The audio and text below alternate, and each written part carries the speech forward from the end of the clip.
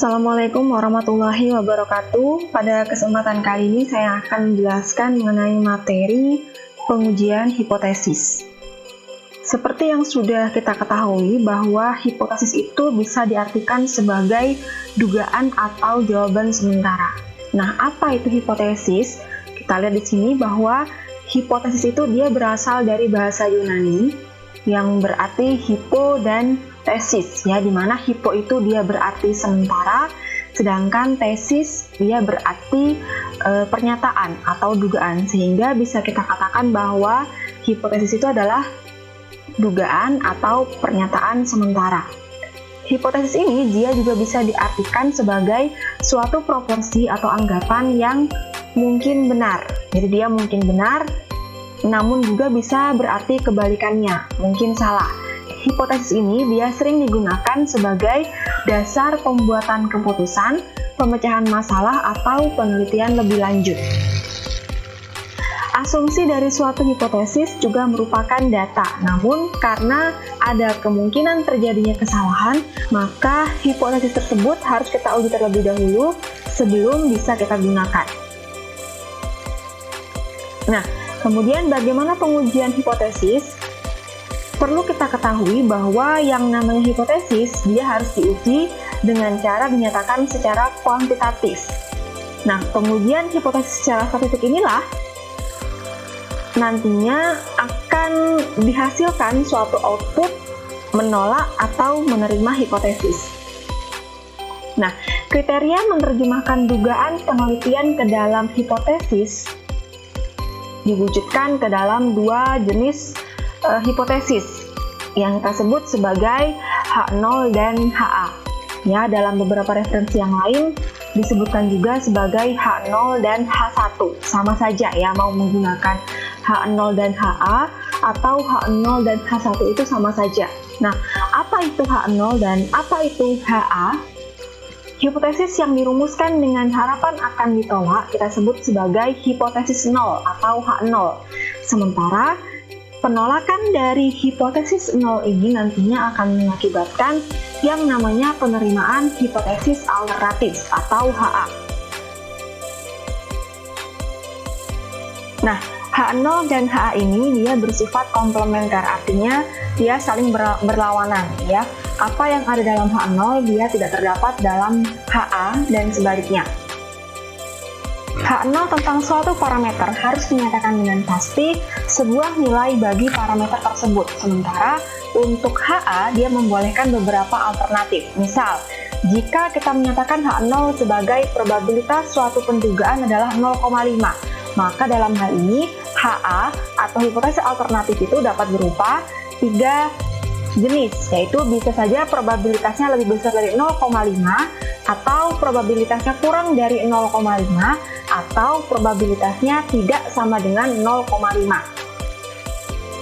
Nah, berikutnya tipe kesalahan dalam pengujian hipotesis. Dapat 2 kesalahan secara umum yang mungkin terjadi dalam menaksir populasi berdasarkan data sampel.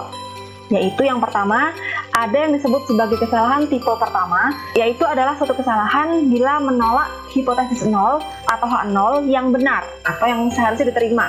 Dalam hal ini, tingkat kesalahannya dinyatakan sebagai koefisien alfa. Kemudian yang kedua disebut sebagai kesalahan tipe 2. Nah, kesalahan tipe 2 ini adalah kesalahan bila menerima hipotesis yang salah atau yang seharusnya ditolak. Nah, tingkat kesalahan untuk tipe ini dinyatakan dengan menggunakan koefisien beta. Berdasarkan hal tersebut, maka hubungan antara keputusan menolak atau menerima hipotesis dapat digambarkan sebagai berikut. Baik, kita lihat yang pertama, opsi pertama, keputusan menerima hipotesis 0 yang benar, berarti tidak membuat kesalahan. Kita lihat pada kotak pertama, ya. Keputusan menerima hipotesis ketika hipotesisnya benar, berarti dalam hal ini kita tidak membuat kesalahan. Kemudian, yang kedua adalah menolak hipotesis ketika hipotesisnya adalah benar. Berarti ini termasuk ke dalam kesalahan tipe pertama, di mana koefisien kesalahan yang kita gunakan adalah koefisien alfa. Kemudian, ada juga yang namanya menerima hipotesis ketika hipotesisnya salah. Nah, ini kan berarti tidak seharusnya kita lakukan. Ya, berarti kita membuat yang namanya kesalahan. Ya, atau dinyatakan ke dalam kesalahan tipe kedua, yang mana koefisien yang kita gunakan adalah koefisien beta. Yang terakhir adalah menilai hipotesis ketika hipotesisnya adalah salah. Nah, dalam hal ini sama seperti opsi pertama, berarti kita tidak membuat kesalahan. Tingkat kesalahan disebut juga sebagai level of significance atau tingkat signifikansi, yang berarti besarnya toleransi yang digunakan dalam menerima kesalahan pengujian secara statistik. Nah, pada prakteknya, tingkat signifikansi ini ditetapkan oleh peneliti terlebih dahulu, ya, sebelum hipotesisnya akan diuji.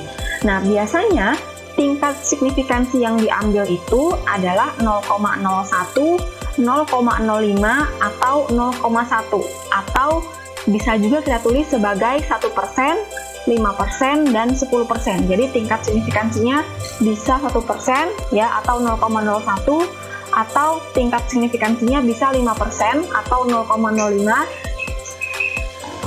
atau tingkat signifikansinya bisa 10% atau 0,1. Nah, ini tergantung dari penelitinya mau menggunakan tingkat signifikansi yang mana.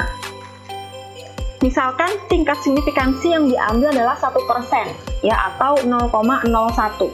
Berarti bila penelitian itu dilakukan pada 100 sampel yang diambil dari populasi yang sama, maka akan terdapat sebanyak satu kesimpulan yang salah yang dilakukan untuk populasinya. Demikian juga berlaku untuk tingkat signifikansi 5% atau 10%. Nah, kemudian dalam pengujian hipotesis ini kebanyakan digunakan kesalahan tipe pertama, yaitu berapa persen kesalahan untuk menolak hipotesis 0 atau H0 yang bersifat benar atau yang seharusnya diterima. Prinsip pengujian hipotesis yang baik adalah yang meminimalkan nilai alfa dan nilai betanya. Nah, dalam perhitungan, nilai alfa itu dapat dihitung, sedangkan nilai betanya dia hanya bisa dihitung jika nilai hipotesis alternatifnya sangat spesifik. Pada pengujian hipotesis, kita lebih sering berhubungan dengan yang namanya nilai alfa, dengan asumsi nilai alfa yang kecil juga akan mencerminkan nilai beta yang juga kecil. Nah, kedua tipe kesalahan tersebut dia berhubungan negatif atau berlawanan arah. Para peneliti itu biasanya menetapkan sekecil mungkin tingkat kesalahannya atau tingkat signifikansinya, sehingga akan meminimalkan peluang kekeliruan tipe pertama. Selanjutnya adalah macam-macam pengujian hipotesis. Terdapat 3 macam bentuk pengujian hipotesis. Nah, adapun jenis uji yang mana yang akan dipakai tergantung pada bunyi kalimat hipotesisnya. 3 macam bentuk pengujian hipotesis tersebut. Yang pertama ada yang disebut sebagai uji dua pihak atau two-tailed test, atau bisa juga dikatakan sebagai uji dua arah. Nah, uji dua pihak ini atau uji dua arah ini digunakan apabila H0 berbunyi sama dengan dan hipotesis alternatifnya atau HA-nya berbunyi tidak sama dengan.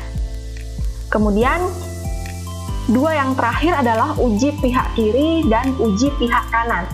Ya, nah beberapa referensi yang lain menyebutkan pengujian hipotesis ini terbagi menjadi 2 bentuk, yaitu uji 2 arah dan uji 1 arah.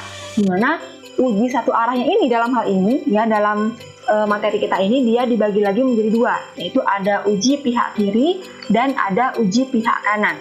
Nah, uji pihak kiri ini digunakan apabila H0-nya berbunyi lebih besar atau sama dengan, kemudian HA-nya berbunyi lebih kecil.